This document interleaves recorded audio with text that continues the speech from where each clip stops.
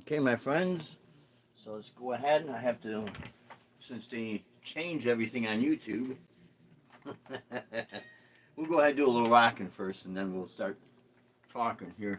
Gotta do this.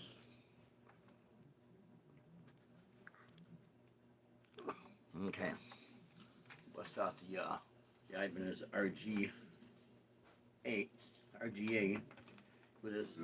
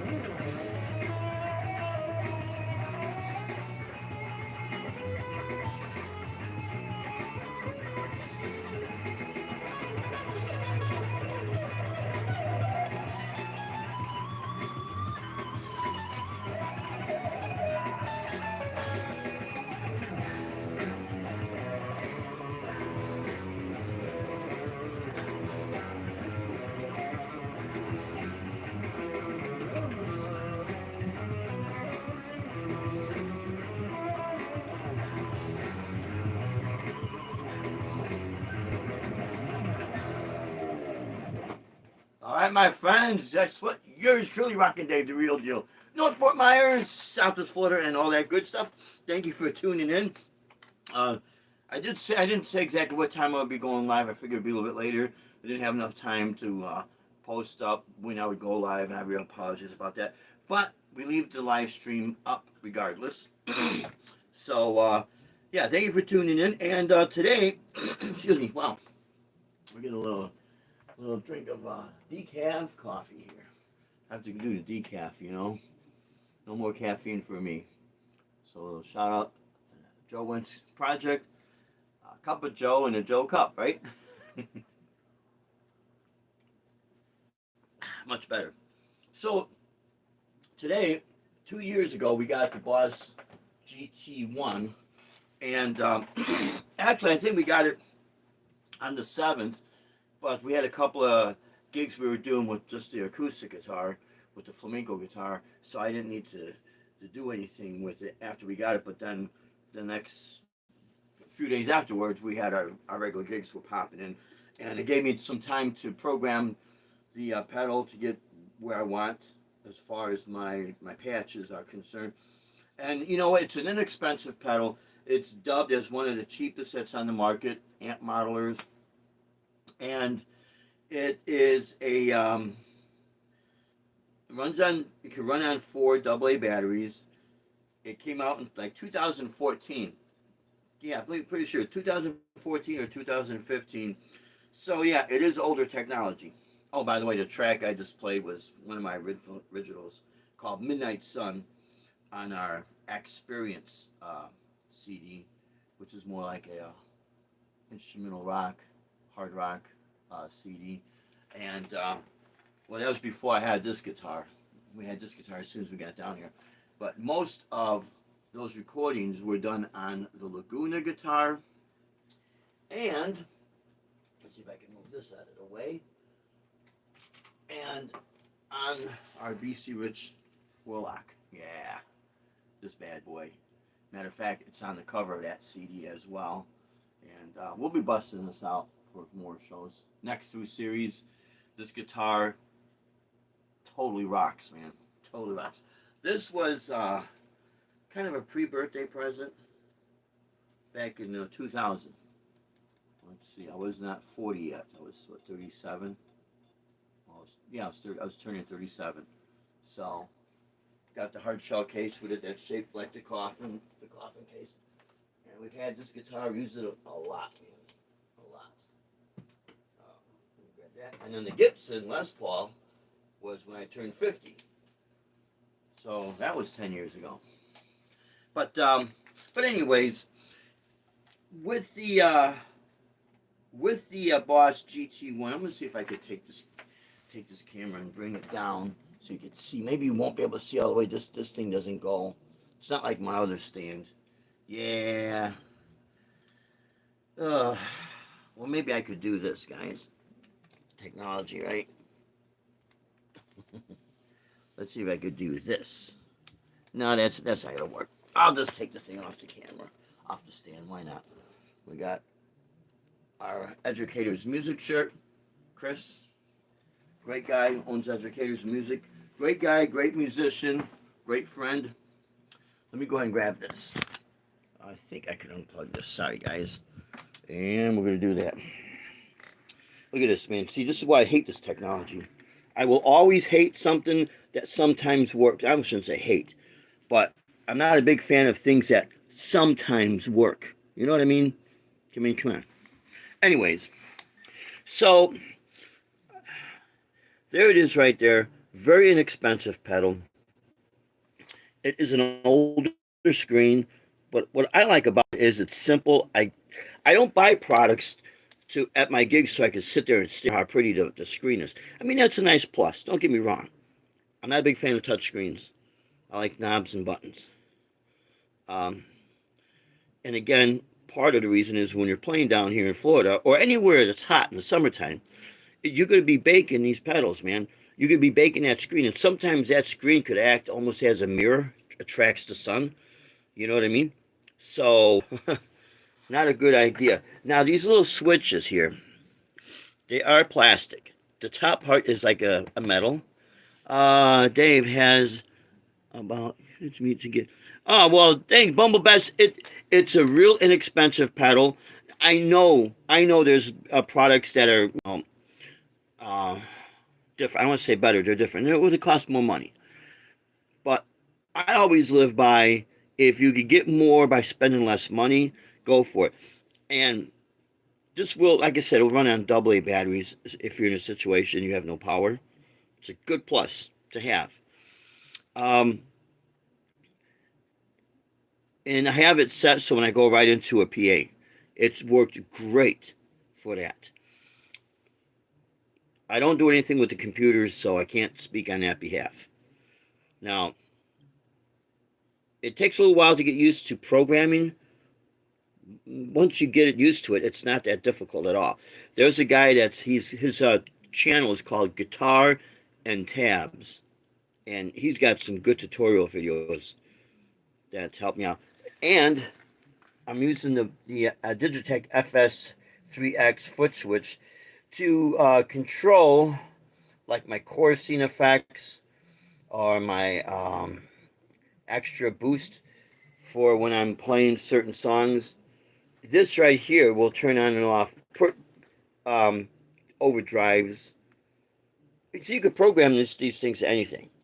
I try to keep things simple, and it works for me. So yeah, the Digitech surprisingly will work in the as an optional foot switch in here. It works great. We recently got the Boss FS7. I like this thing to go up and down my programs in for the RC5 loop station. I like these switches because they're nice and stiff.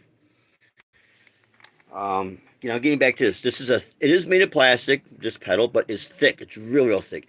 The knobs are plastic, but they're not loose. The buttons are plastic, but they're not loose. The foot switches are plastic, but they're not loose. Nothing in this thing is cheap or has that cheap feeling. It really is. Now, people have said that what Boss did, they took their Boss GT100, they took that sound engine and they stuck it into this thing. That's great because the GT100 has a really good. That's when they were starting to get into the amp and cabinets, the first version. Okay, their GT1000 definitely upped the ante on that. The GX100 also has incredible updated versions of amp and cab sims, and so does their IR amp and cabinet pedal that's shaped just like the regular stomp box. They also have the IR200. So it's obvious that there's been advancements in technology when it comes to amp modeling and things of that nature. No doubt about it. But um, not just for the money, because this thing's like $200. Probably on Amazon, even less, maybe 150. But it's also what speakers you're using it through and how you EQ everything. So again, for me, I didn't want to spend a whole lot of money because, like I said, I like to get the most out of my money, like a lot of people. Okay, and I'm glad I think that way because when you do anything outdoors and you got expensive gear, that's when you got to be careful, especially effect pedals, because you're constantly hitting it with your feet. And certain areas that I played, the sand is very fine, and it clogs those metal foot switches. That's an issue right there. I really wish either these manufacturers would have the option of not having them, or I think there is a company that's trying to come out with these little they're covers that cover these metal switches. Because once dirt gets in there, man, it's a pain. It's an absolute pain. I don't have any issues with here because look how thick everything is and kind of a tight fitting. Same with the Boss Stomp Box. Same with this. So if you were to buy the new ME90, the ME90 is basically laid out the same foot switch as like the ME80. The ME90 I think has better amp and cab sims than the ME80. The ME80, anyone has theirs, and you go and buy the IR 100 or 200 or any other amp and cab simulator, and you run your ME80 through, you should start to get a better sound. And it's wise to come out the headphone jack because that pedal really was designed to go in the front of an amp, or maybe into the return effects, the return on your effects send and effect loop. I miss my GT1. Yeah, Robert Clark. Still, I dig the ME80. Yeah, the ME80 is a great pedal. I still have mine, and I'm still planning on using some stuff with that thing. That thing, what I like about it, simplicity. When you're doing live performances, for me, I mean, I can't talk on anybody's behalf, but I like things simple. Things get complicated enough. I don't want to complicate it more, especially when you're at a gig, because that's when problems start to happen. Now, once I understand this thing, I know exactly this is my master volume. This would be the the effect patch volume. And this would be like if you want to change different effects. So I basically know this. Once you understand your amps or your like effect units, once you understand it and you constantly use it, then you're good to go. Let's see what we got. Hold on, let's see. Okay, see, there we go. Yeah, let's see. I missed the. I still dig my ME80, but the preamps were glory on the little. Yeah, they are. They really are. These things are great. Sorry about this with the phone. I don't want to drag anybody. Yeah, the GT1 sounds better to me. Yeah, it's a great pedal. It really is a great pedal. Now I'm not saying the Helix or the Fractal. The Fractal sounds great, or the Head Rush or any of those. I'm not saying they don't sound great. What I'm saying is, for the money being spent, how much of a differential sound wise are you gonna get from here to those? You know what I mean? Um, Unless you're looking for a particular sound, because I know a lot of the newer units will have as close to like the Mesa Boogie triple rectifier and the Rev and all that for a lot of the metal. You could still do metal on this. It might sound closer to the 80s or maybe the 90s. Or if you buy a separate EQ pedal or download some of the software that's on I think it's their Boss Tone Control or Tone Central. But in reality, when you verse, and again, I mean, the build is different than something like the Fractals. I think that thing is like, some of the Fractals, higher end ones are like $2,700, and they sound great. And so does the Helix, and so does the Head Rush. Don't get me wrong, and they're built like tanks. But it doesn't mean that you have to spend all that money to get something good. And when you run these through good speakers, like we're running the GT1 through the QSC, the 8-inch, and then at the Art Walk we did, that was through the 12-inch, and it sounds great. It's just something that works. Everyone's got their thing, and you have to you have to play around with things to see what's going to work for you. It's nothing worse. You spend over $1,000 on an effect unit, and then as time goes on, you kind of regret spending that money. You know what I mean? It's not a good thing. It really is not a good thing. You start realizing, oh man, I could have saved that money and grabbed something else in conjunction with what I have. Now, what I do like about, I'm a big Digitech fan. I was using Digitech for years, but I went from Boss to Digitech. It's just been kind of the thing, even through the 80s. Boss pedals, DoD pedals, a couple MXR pedals, back to Boss, back to DoD. Because we didn't have the money. And then when the rack mounts became popular, that was a big craze right there, man. Everybody was ditching their effect pedals. So, but if you didn't have the money, you just simply didn't have the money. Now we do have the money, and it's like we don't want to spend it on too much. You know what I mean?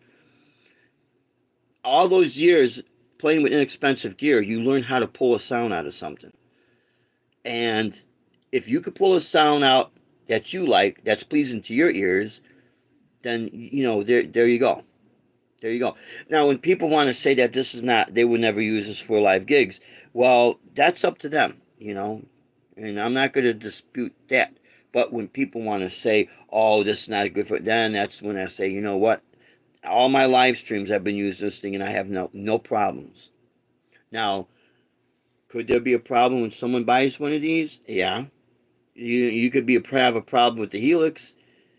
Sometimes you get a faulty unit that comes out. It doesn't matter who's making it. So it just happens, But other than that, the proof is always in the performance. And if you like what it sounds like for what you're doing, then there you go.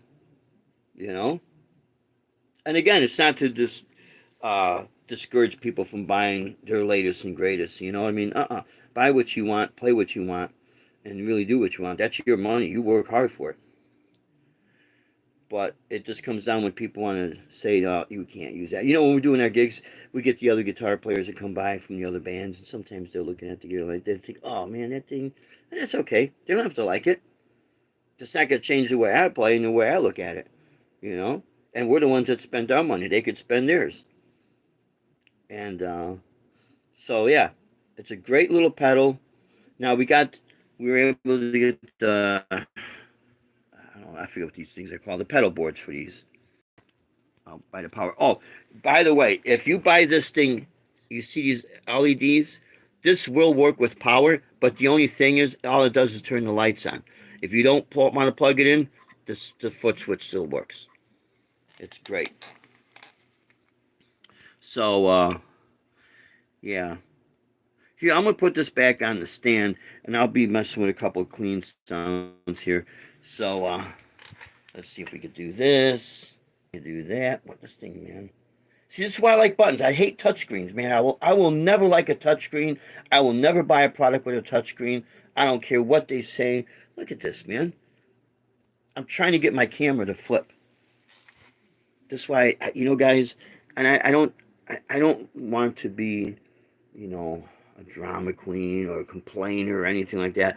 But I mean, don't you think before you release something, it should be at least maybe 95% foolproof? You know what I mean? Well, looks like I can't flip the phone. Well, I'll flip it all right. There we go. Flipping the gator's mouth down here. I have another friend that has a Motorola. He hates these things, man. I'm not a big fan. Motorola used to be a good company. Not a big fan of it. Okay, so let's go ahead and we'll do some clean sounds. And we'll bring this down here. And that patch right there is basically that you did right here.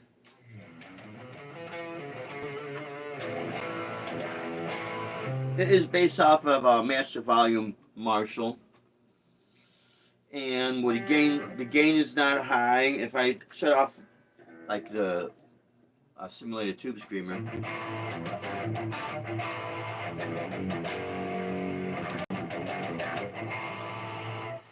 So the other patches, I call it Boogs. I call one of my cats Boogs. Flanger.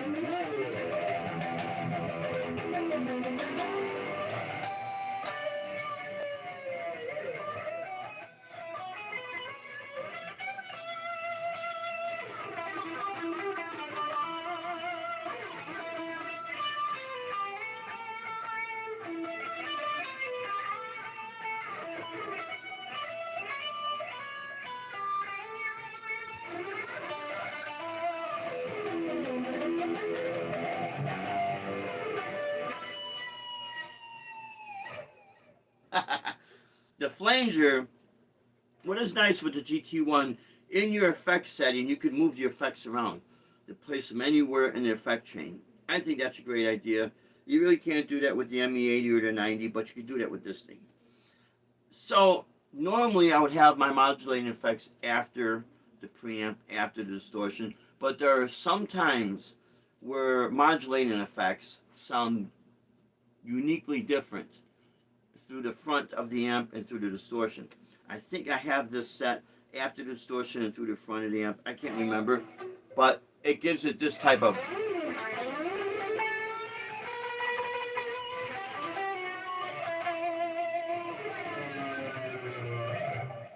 So it gives a different type of a taste, a little bit of a different sound. If I were to have this after the amp, the preamp, and after the distortion, it'll have more of a jet sound.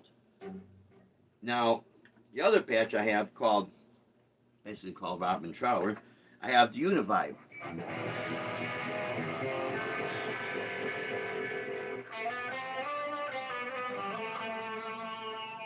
And again, this is all three of these patches is basically based off of a Marshall Master Volume with the overdrive. The gain is like maybe at 10 o'clock, and then when you kick in the overdrive, that gain is maybe around maybe 3 o'clock. It's not on full.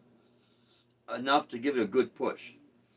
And again, with the Univibe, that's going through the distortion and through the amp. So otherwise, it'll have a different sound. And I particularly like this type of sound better.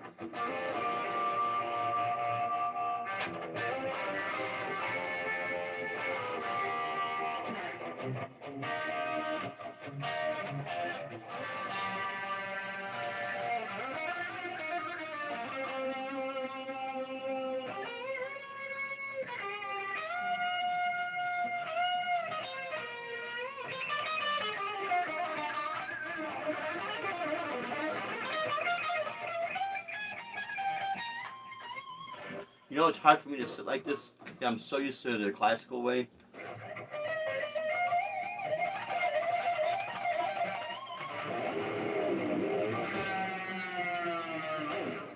So, so those three amp sounds are basically the same with just different effects. The classic 70s, all it has is a delay.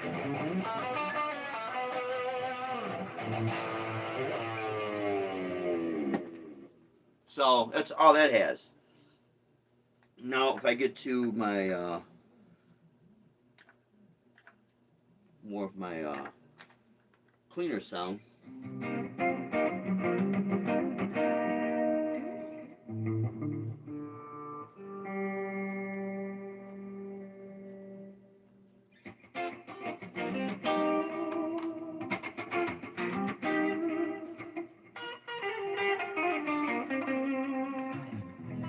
Now, if here I have it set with the Digitech FS3, one of the switches now turns on the preamp to give it just a little bit push.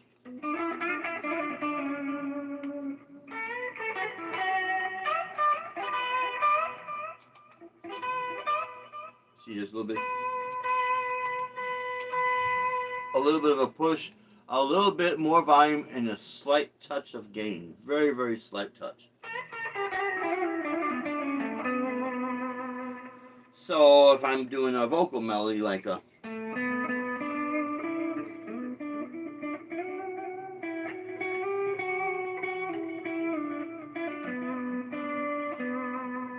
well, if I'm doing a more of a solo part,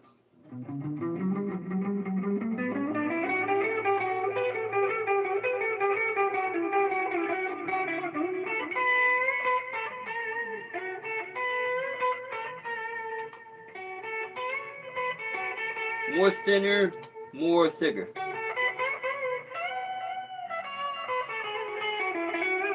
So that's basically how I have that set.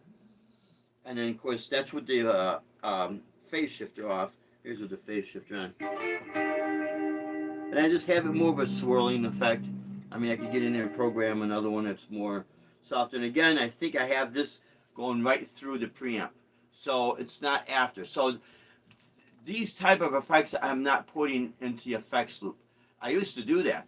And I'm not saying you don't get a cool sound. You get a really cool sound out of that. But if you're looking for some of the classic 70s sound, you have to think before there was an effects loop. So you have to go like in the front. And that was unique as well. I remember when I had my Fender Twin Reverb, I had I think it was a 1979 model. It was a silver face with the master volume that you could pull out for a little bit of a crunch. It had two Altec Lansing speakers in it. It was a heavy amp, man. It was very loud, but no effects loop. And I do remember running my phase shifter into the front of it, and it really had a very unique sound that I couldn't duplicate when I had my PV and when I run it through the effects loop. So, you know, there's trade-offs with this, but to get those classic sounds, you have to think back in those terms, back in those days, without effects loop and minimal gain and things of that nature, you know. Or like I like to do is where the 70s were crossing into the 80s, and you know when high gain was amps were just starting to come out, so there was that nice sweet spot that was right there, and I kind of like that sound. Okay, so then here I'm gonna go with the chorus. I call it the twin chorus, and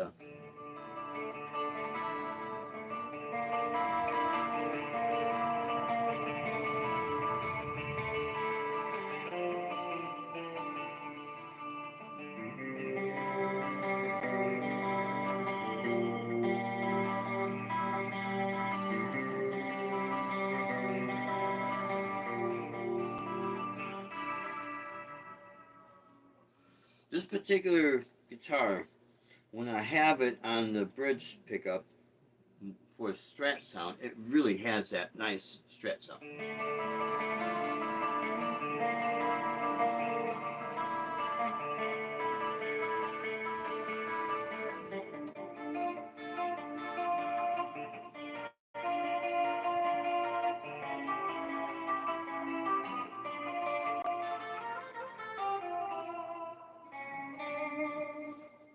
And in between, when I have it calling for full humbucker, neck, and bridge,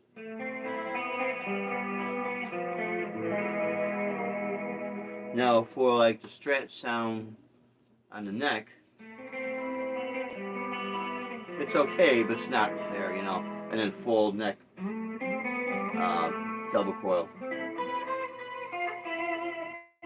You know, each guitar has its own personality, but there's certain things that do sound great in this pedal, and you know, again, like anything, you have to work with it.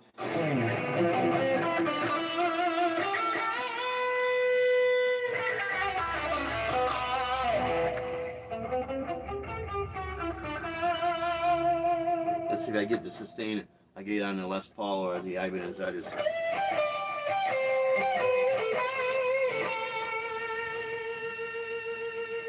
No, no.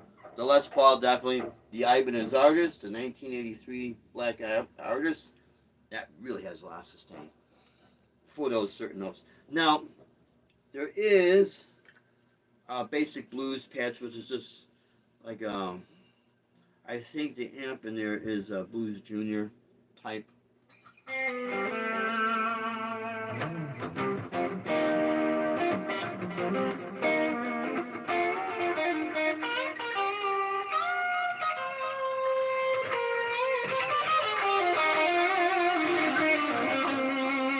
Again, that just kicked in what would be like the overdrive, you know, tube screw. But by default, when I go from one patch to another, it's just like a Blues Junior cranked up a little bit.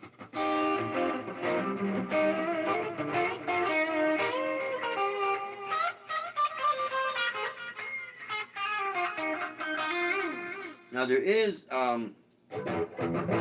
a pump dragger.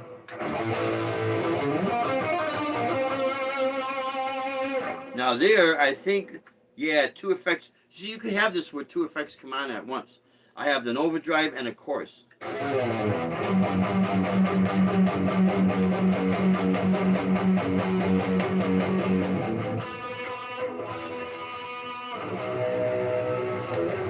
It's gotta be tuned.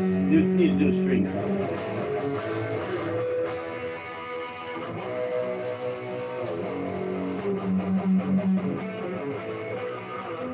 Without it. And by default, let's see, yeah, it's set to that. And I do know, let's see, I do have where it's got an excellent harmonizer.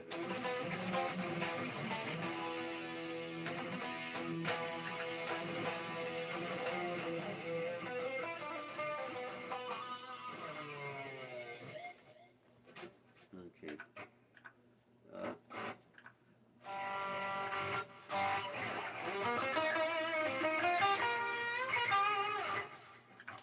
I see. Where is that at?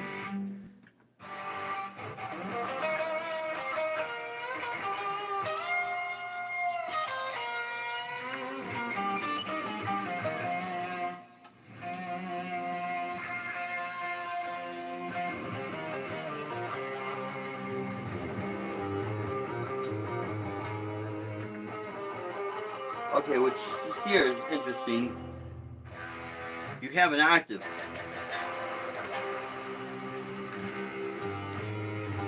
And then it adds in another octave. Okay, this is not the octave.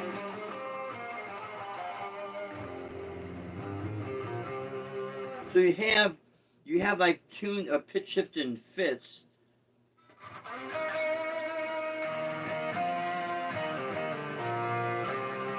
Still in fits, but it adds an octave pedal.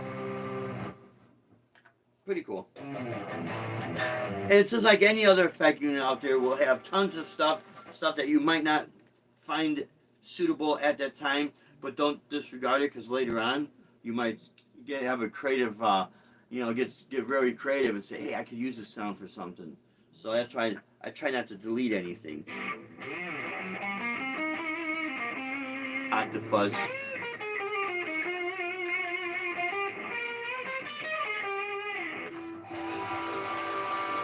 Now here's more of a does have rotary vibe.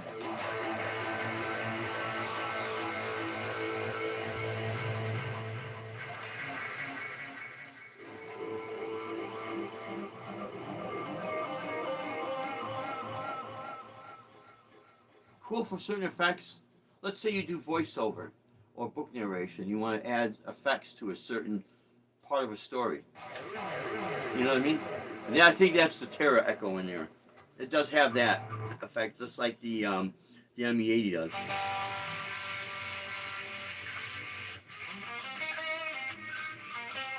Okay, but I'm gonna get to. There's a long delay right there.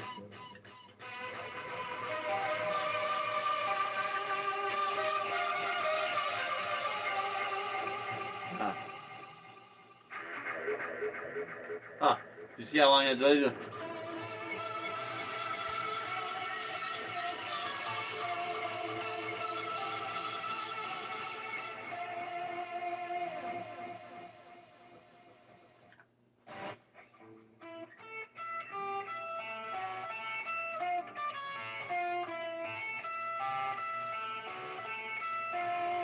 Been a long time since I played that. I'm surprised I remember it. Okay, I have 1969 experience.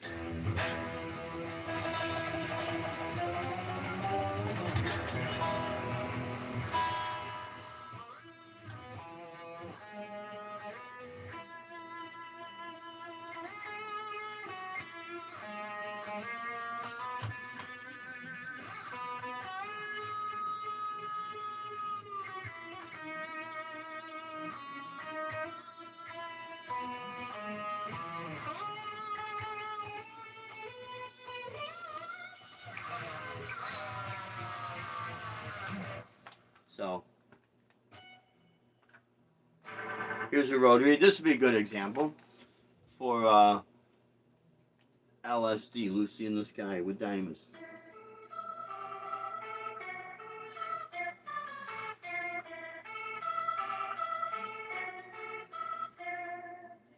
You know, and again, when you're doing recordings, you can add certain things in the mix. Once you get in and start editing things, then you can start being very creative. Okay, I'm gonna get to that.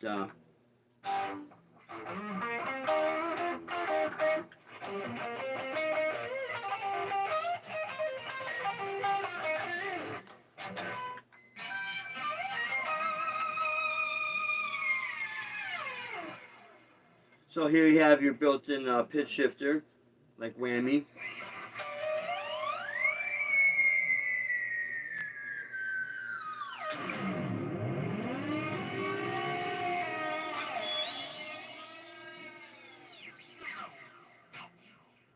With the Terra Echo.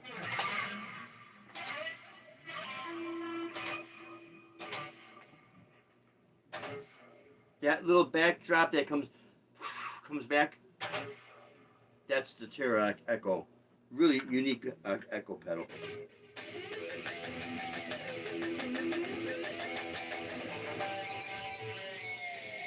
It's supposed to be Van Halen and flanger. Okay. Organ.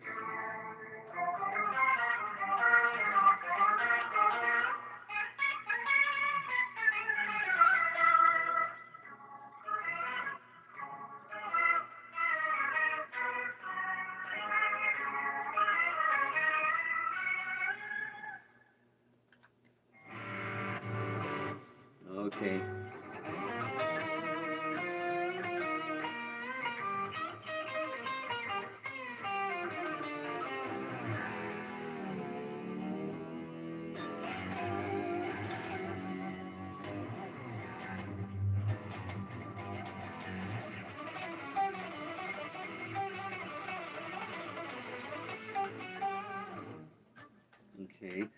want to get to a little slap back.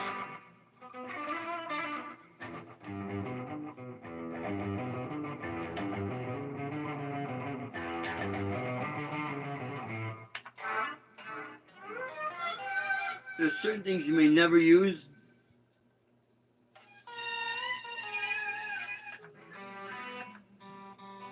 Acoustic simulator is pretty cool.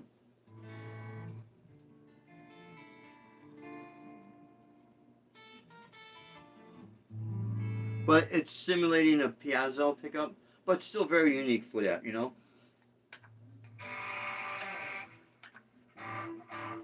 Okay. That's supposed to be a sync tremolo.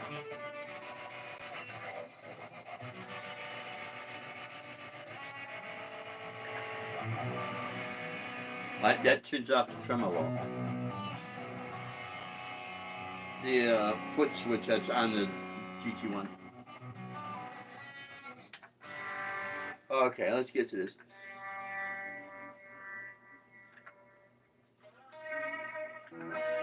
There we go.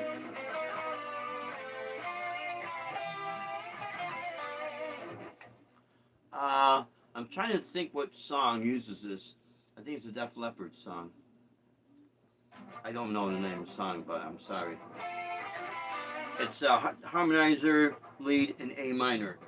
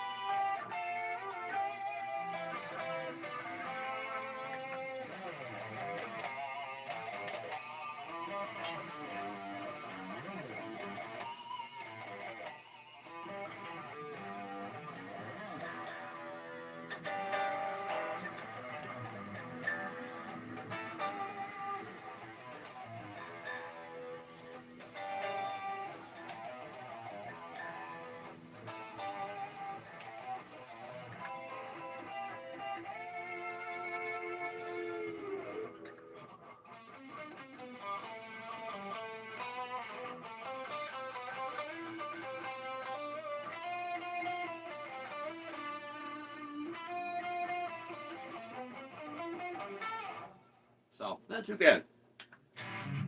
Now, it's supposed to be power metal riff.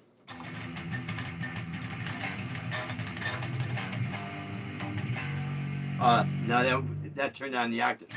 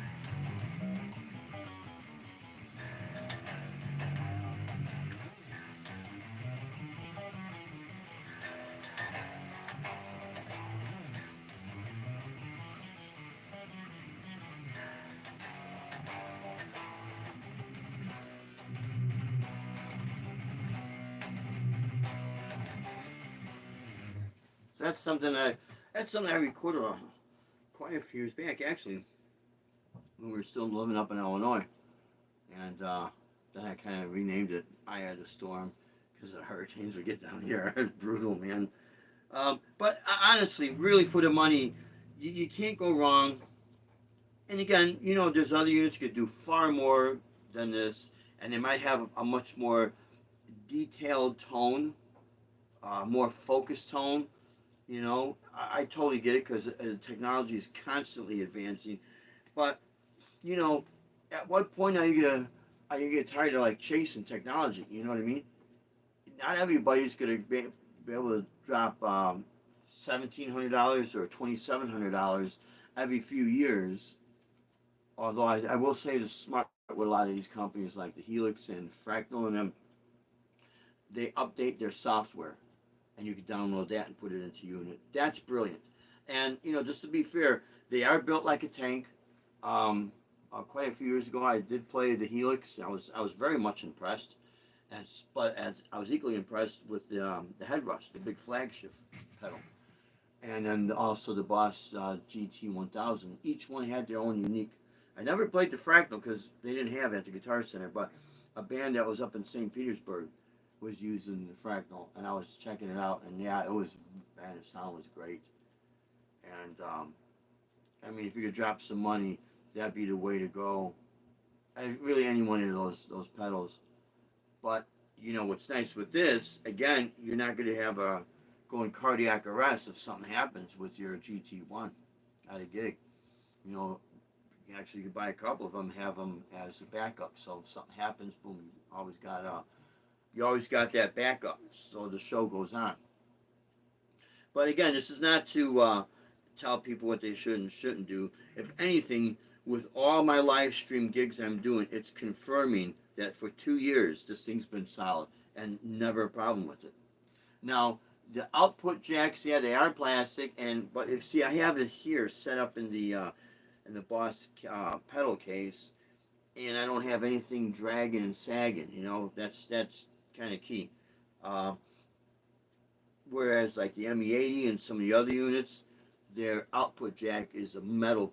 It's a metal plate. It's a metal jack, and it does have a washer and a locking nut that's there, and it's solid. It ain't gonna move anywhere. But you spend more money for that, and it's I think it's worth it. Yeah, but it's kind of proof. See, I was gonna really buy the when I was getting ready to replace the ME80, I was gonna buy the head rush. I think it's called the I forget number. It was a five. It's a 3-foot switch pedal with the expression pedal. Sounded great, man. I'm like, yeah, man. I think I'm gonna go that route. And then by mistake, I heard a video with the GT1, and I thought it was the head rush, but it turned out it was the GT1. I'm like, whoa, wait a minute. And I had my headphones on at the time, so I was hearing a much more direct tone. I'm like, hey, wait a minute, man, this kind of changes everything. The head rush was, I think it was like maybe $400 or $500, something like that. Not a bad price for what you're getting, man. The thing does sound good. But when I heard this, especially for the metal, I was like, okay, wait, that kind of solves that problem there. It sounds great. But I'm more playing fusion now, so really it doesn't matter. And I will say this: after the situation what happened with Digitech, and I still don't know, are they going to come back? Are they still in the process of being finalized and all that? Because I mean, it's a lot for companies to go through. But and I never thought they would ever go away, because Digitech, DoD's been around for a very, very long time, my friends. At one point, Digitech was reigning supreme over the Boss products and all the other products out there. They were the ones that were in the guitar for the. No, they were in Guitar World. So if you were trying to learn a cover song and it had to get the same sounds, it was one of the Digitech at the time their flagship modeler that you could put an SD card in there. That was pretty unique. And save all your files. And the same thing with their looping pedals, the Jamman stereo loopers. Those things are great, man. But the metal switches, and after a while, they run out. They wear out, and then the company goes out of business. That I never thought would ever happen. So, looking for something else to replace that, and then the head rush really caught my attention. And there's a lot of these other companies out there, Nuex, and there's a couple others I saw being reviewed on Anderton's YouTube channel. That I thought they sound great. And of course, Zoom makes some great products too, man. Zoom was one of the first ones with that little pocket. It wasn't really a pocket simulator, but you could hook it up to your belt strap. I mean, your guitar strap. And that was like one of the first versions of sort of like amp modeling. And then later on, Line 6 came out, and then Digitech came out. Actually, the Line 6 amplifiers came out. I could be wrong, at the same time or slightly after, by a month or two or maybe a couple of weeks after the Johnstone amps, because the Johnstone amps had the Digitech DSP or RP, I can't remember what it was called, 1000 built into it. Very unique amplifier, man. Very unique, but it was very expensive. Where Line 6, I think, they came out with a much more budget friendly that could kind of do the same thing, and that really put Line 6 on the map there. But let me get back to what I was going to say. With the Boss pedals, I figure, let me just stick with something that I know I can get anywhere, virtually anywhere. And the company's been around for a very long time, and Boss, Roland owns Boss, and I don't see anything happening with them. I could be wrong. I don't want to jinx anything, because after what happened at Digitech, that caught me off guard. However, Harman International had bought Digitech along with Crown amplifiers, power amps, to make the power amps in, JBL speakers. There was quite a few other items that Harman International. Well, and I remember seeing the Harman Kardon, you know, uh, tape decks and stereo receivers, and Harman at one point in the early, like around 2005, 2006 or 7 in that area, where Harman got their technology put in their speakers into the Mercedes Benz cars. So then they had that backing, from Mercedes Benz. So they were running high for a while, and then whatever happened, happened, and they had to liquidate. And one of the first ones that went was Digitech. But I do remember that there was questions about Crown amps and JBL speakers. Because I do remember at one point at Guitar Center down here, um, the JBL speakers, the powered speakers, they were off the shelf. Or if they were not off the shelf, they had like display models. The ones in the boxes were not put out. They were like maybe put to the back, and it wasn't because they were sold. Maybe it was just something that, like, okay, if Harman drops JBL and JBL cannot rebound, what's going to happen? When we sell these items, we go to warranty them, sell the extended warranty, and all of a sudden the company just folded. How are we gonna honor the warranty? See, it's a big mess. It's a big mess. So that kind of concerned me. Some of these other companies, and I'm not saying they will, and I hope they never go out of business. I hope these smaller companies not only survive, but I hope they thrive. And that could be the case. And good for them. Hey.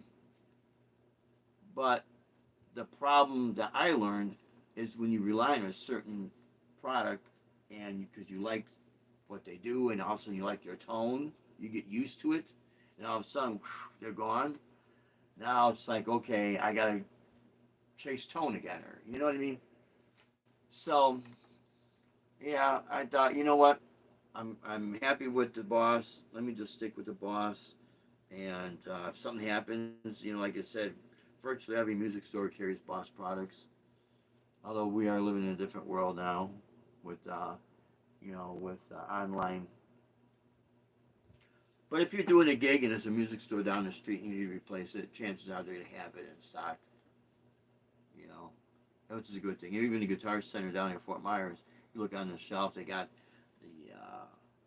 the new Head Rush, and they got the Helix, and they got the few other items. The new ME90, the GX100, which I think is great, man. And then next to it, boom, the GT1. They're still carrying them, and which is a good thing. I thought about buying another. Maybe I will later, just to have an extra. Oh, Dave, you can, yeah. And I thought about buying all these other extra, products and that. You sit down, you gotta relearn things. That's not too bad of an issue, but when we have a live gig, that becomes a problem. Where if I get the exact same thing, I can program it. If something happens with this, boom, replace it with an identical unit that's programmed exactly the same way I have this. No downtime. See, when you're performing, you gotta always think about downtime. You don't want to have downtime. It happens. It happens sometimes with the tuning. Put new strings, you're stretching them out. old strings go bad, you know.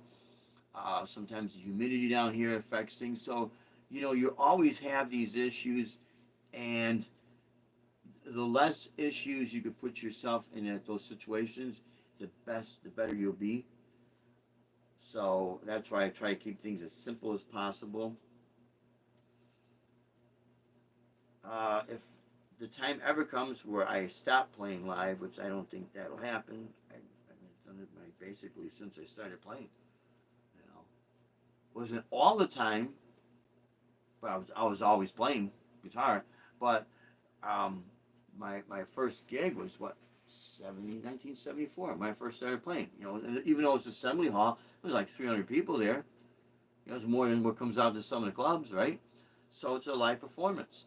So once you get that taste of it, it's fun because me and my friend just sitting next to it playing, you know, simple little songs. You know, it was fun. That to us, it was fun. So that stayed with me, you know. And then later on, when you get the first negative when you're young, you're like, ooh, that kind of hits you hard, you know. But then as time goes on, if you like what you're doing, you'll find ways to ignore the negativity. Trust me. And it's good to find the ways to ignore the negativity because you don't want that to be lodged into your brain and you're carrying it around and all that. Now, those kind of vibes will kill creativity. You know, don't do that to yourself. There's no need to do that to yourself. Kill your creativity. Um, which is what I like about things that are simple. They work. Don't have to worry about them. You know. Now I can just focus on having a good time playing. And we do have another gig at the Music Walk.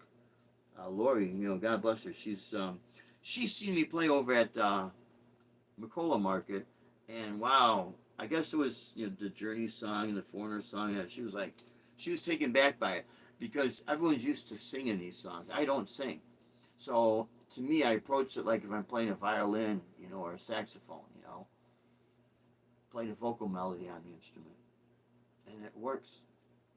It's different for people who want to hear singing. Okay, not everything's for everybody. They can have their opinion. That's okay. I don't like certain foods doesn't mean it sucks. It's just something I don't like. But I think when she heard that, she's never heard anybody do that other than if you're an orchestra or the perception is guitar, you strum and you sing. For people who are so used to that. But there's a totally different world out there that you could be an instrumentalist and you could just go out there and do your thing, man. Just sound good. It really is not a matter of how fast you can play. It's more on how good you sound. And then when you got the speed and it sounds good, that's icing on the cake. That's why a lot of times I've gone the route of playing strong melodies with speed bursts, especially after I had to deal with the AFib thing. I'm healthy now. Everything's good, thank God. But it could easily slip back if I don't watch myself. I don't watch what I eat, get enough rest, and kind of watch my activity. Because if you overexert yourself, then little by little you start to slip back in. It's like chipping away at the stone, real slow. It takes a while, but little by little you start slipping into that. You don't want to. But anyways, especially with the Les Paul, making a note, singing that, there's certain patch here. Maybe I'll grab the Les Paul for that. Yeah, let me grab the Les Paul for that because it does have that unique tone. And let me get that guitar. I gotta maybe stroke tune the Ibanez artist a little bit. Guitars can be very finicky.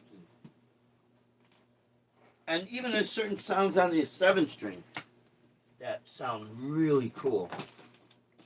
I'm really happy with that guitar. But real happy with this too.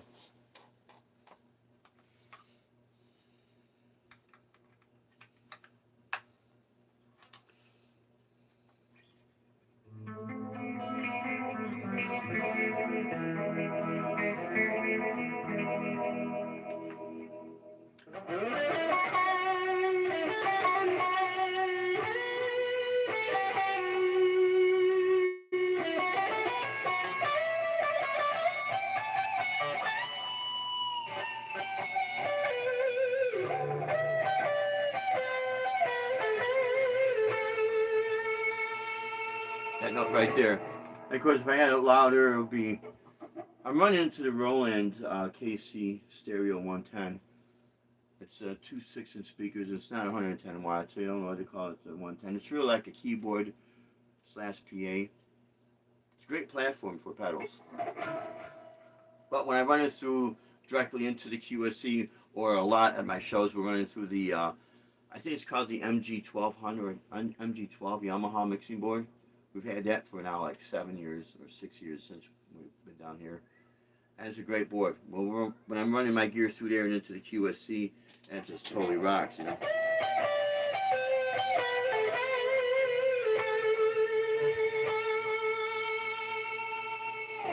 So there's certain things when you approach. I forget who it was I saw that was talking about they have a hard time shredding on a Les Paul. Maybe it was Jason Stallworth. And I get what you're talking about, Jason. But the nature of the Les Paul, because the way it's built, it has more sustain. And a lot of people think, oh no, it's the pickup, it's this. And what they're missing is, because the way the guitar is structured, the notes will sustain a little better. They'll sustain longer. So what you have to do if you want to do any intense shredding, if you're using a compressor, back off on the compressor and back down on your delay in that, so that when you're doing your shredding, you know, it'll come out. Now, I do have this set where I do have my delay.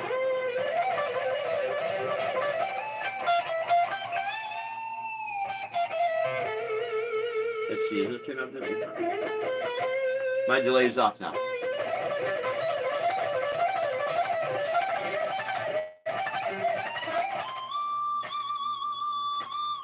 Now there's a delay. I just turned on. But I still have it kind of set in the background for just certain things. But when I'm playing a lot of melodies, you know, it works great. The Les Paul works great.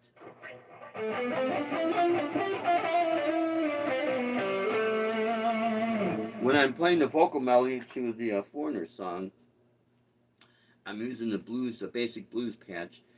No extra overdrive. You know,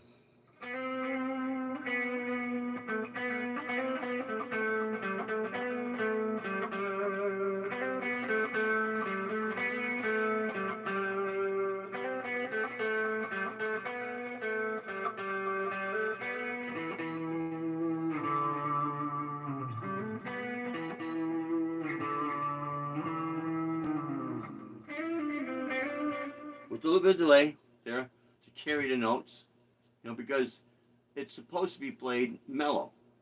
See, certain things, that's how, you know, if you're a creative person, you're going to find ways of getting sounds out of anything, and being, learning how to manipulate things for particular parts of a song.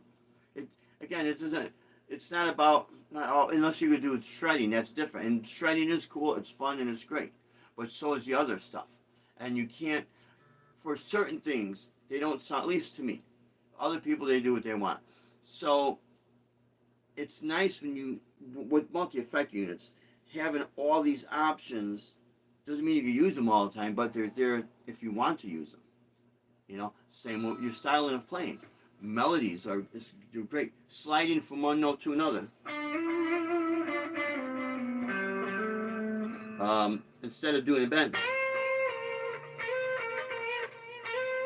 You have a certain thing when you slide.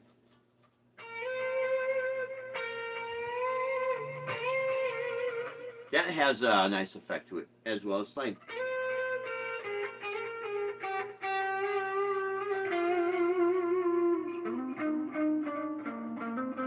I think some of the patterns I like to play when I'm doing melodies.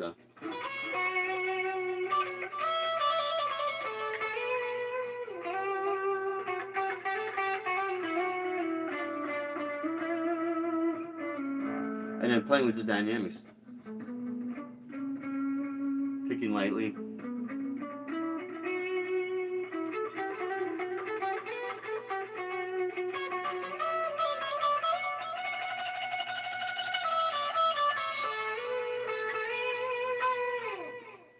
So everything has its purpose. But this little pedal works great, man. I can't say enough about it.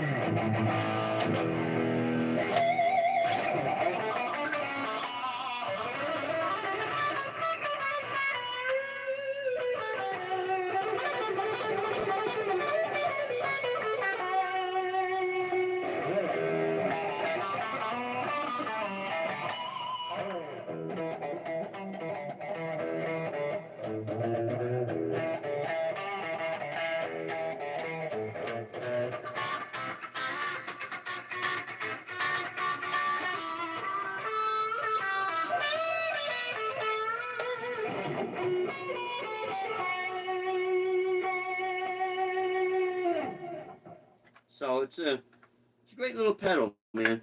Again, for $200, that's what we paid for it. It does not come with the adapter though. It will come with batteries. The adapter you gotta buy separately. But for $200, the thing works great, man. And even if I were to get something expensive, I'd still keep this thing because this is what it would happen. I would find great sounds in more expensive units, without a doubt. But in my mind, will do what I'm. Will give me this sound.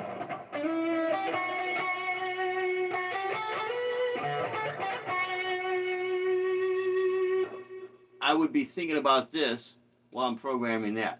You see what I mean? So again, if you're a creative person, trust me, you'll find your niche. That's how it is. So, anyways, my friends, I hope this really helps people. You know, if they're gonna make a decision buying gear, remember, it's your money.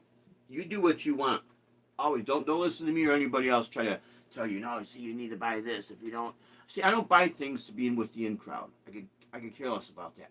I will buy things that's gonna work for us. Whether people watch or don't watch, I don't care.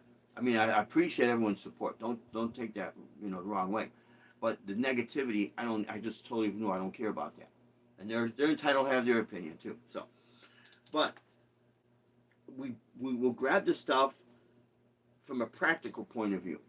And one thing I could say about this little GT1, I could see the screen whether it's nighttime or daytime. While I'm standing, I can see where I'm at. I don't care about flashy colors, and I don't care about all that. I care about, can I look at it, where I'm at, boom, good. Does it sound good? Great. Let's go. Plus, another thing, I don't have to worry about these foot switches getting clogged with dirt. I'm not saying I won't clean it, but what I'm saying is with the fine dust getting on those metal switches, and you're hitting a switch and it's taking that dust and it's going back and forth. There's a guy named Jeffrey Dean, Solo Gigging Life. He also uses the FS 3 foot switch. And he did say there's a spray he gets spray them out, and that's great. That works great. So if you're gonna do anything with those metal switches and play gigs outdoor, always wipe them down, man. Because here's what's gonna happen. Chances are, I was just saying, it's at the gig. It's an important gig you're doing, and you go to hit a switch and it's not working right. What happened? It got clogged. Even if you clean it, it could get clogged. That's the problem with those switches. And again, some people out there may never have that issue. I've had that, and boy, did that teach me a lesson. Because at the gig, I'm finding things out and stepping on it. Nothing's happening. I'm not changing the program. Not what's going on. Not going to the next patch, or it's stuck, and the numbers are going like this. Like on the Jam Man stereo, it was just cycling through everything. I'm like, I can't have this, man. People are paying me to play. So it becomes part of your tool. If you're a contractor, whether you're an electrician or HVAC guy or a plumber, and you're buying a cheap drill, and it doesn't last you but a couple of months. Within that year's time, how many of those cheap drills did you buy versus one good one? A little different. See, it is the construction field. The tools they're built differently than what music gear is. Maybe it's not a good comparison. In this case, the Boss GT1 is very inexpensive and it's worked great. So again, that basically, if anyone wanted to see the proof in the pudding, can this thing last for the last 2 years, no problems. All I would say, and this is operator error, if I accidentally hit on 2 switches at the same time, you activate the loop. Very seldom does that happen, but if I'm really getting into it playing wild, if I hit the 2 by mistake, then it can activate the loop pedal. That's why I'm going to find a way if I could disengage that in here. What's nice with the ME80, you don't have a loop pedal, or you have to set it at, and you get like a little bit of a phrase trainer, but you don't get it like a loop. You can't step on 2 pedals and actually hit something. So that's laid out great. And it's the same way with the ME90. It's laid out perfect. Perfect for live performance. It's just the sound sounds better on a GT1 than on. I don't know about I've heard a little bit of the ME90. It sounds good. Then I heard the cons. I would have to sit there and play with it, run it into a PA speaker, and sit there maybe for quite a few hours to see if sound pulsates, because that's what happened with the ME80. And when I was using even just an overdrive, I started noticing I'm getting a more sound, a very, very harsh sound through the QSC. And I had the little jack plugged into the headphones, and I only did that to activate the simulator out on the quarter inch. Now maybe I should have just kept it out the headphones. I wouldn't have had the issue. Maybe, I don't know. But I know what I was hearing, and I was telling Deb about it. I'm like, man, I don't want to destroy the tweeters and the QSCs. You know, I don't know if it would or wouldn't, but that was my perception, and I didn't want to take that chance. So that's when I was on the hunt for another processor specifically to go through the QSCs, and it just happened to be the GT1. It was going to be the Headrush, but it just happened to be the GT1, the Boss GT1, and that works great for me, man. So again, guys and gals out there, you buy the things that you want to buy. But the best thing to do when you're looking on YouTube videos, you'll get close to what it is you want, but nothing beats you plugging in and you playing what you like, especially if you bring your own guitar and you're doing everything like you were to do. Let's say if you're a live performer, just like you're going to perform, you know, and that's going to be your test right there, if it could be yay or nay. So anyways, guys, thank you for tuning in. I really appreciate it. You guys totally rock. We love you all. And our next gig is going to be at Miramar. I think we're going to be Sunday.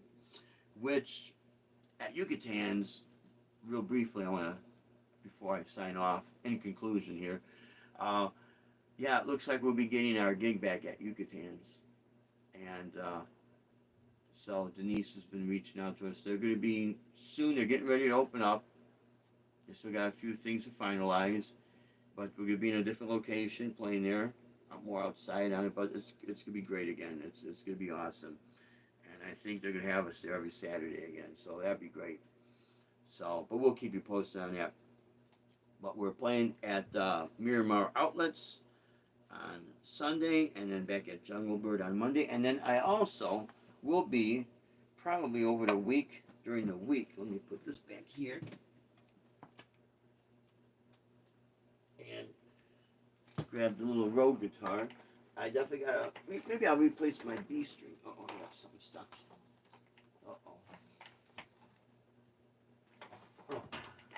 Oh boy. Yeah, the little Road guitar. This thing is awesome, man. This thing is just killer. All I did is put strings on it. The only thing I did was put my own strap locks on here. That's it. Throw the guitar around. But yeah, Surf Prophet 9 sent this to me, and I really appreciate this, man. This is a great guitar. I don't want to call it a little guitar because there's nothing little about it. It's he's right. With the back of the neck, it feels almost like the older Charvels. And this guitar is nowhere near the price of the Charvels back then, but it's got a nice finish too, man. Look at that. Yeah. Awesome little guitar, man. So I know I've found extra B strings I'll be putting on there, and if I need to change them, I'll do that. Anyways, guys, thanks for tuning in. We love you all. We will see you on Sunday. I think we're doing 4 to 7, but we'll keep you posted. Until then, stay strong, safe, and true. Rock on, and God bless you guys. Thank you for watching. Take care.